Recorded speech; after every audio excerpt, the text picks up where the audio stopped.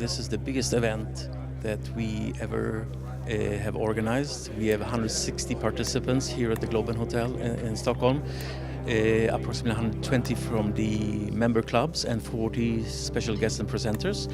And we think that we have a phenomenal lineup of presenters. We have Bill Daly from the National Hockey League, we have Mr. Krasnov from the Continental Hockey League.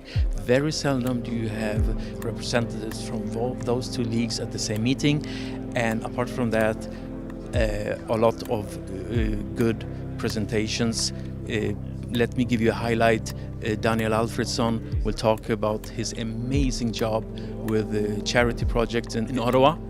And Brynäs will inform the clubs how you can actually increase your revenues by taking away advertisement on the jersey, because the trend is different. Let's put more advertisement while Brynäs is going in different directions. So we have high hopes for this day today. It is our pleasure to introduce to you the General Secretary of the International Ice Hockey Federation, Horst Lichter. Horst? Thank you, Simon. Good morning. It's good to look into so many familiar faces, because it shows that the IHF is more and more acquainted with the club side of ice hockey.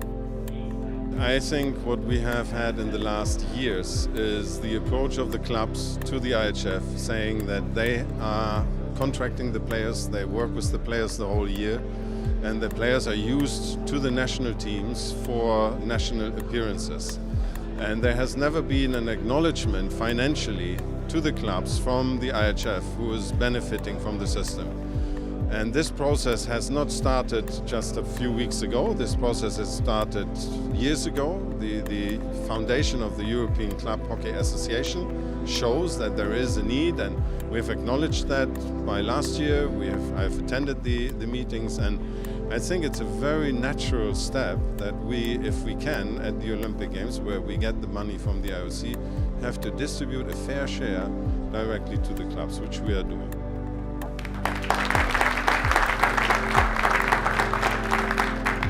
Is this something you can see like an event that's going to occur in the future more, or do you have like any other plans for NHL teams in Europe and Sweden? Well, we don't have any final plans, but yes, the answer is we want to come back on a more regular basis, create a more consistent and predictable presence in Europe, and that's not only here in Stockholm, but in other the developed hockey markets in particular.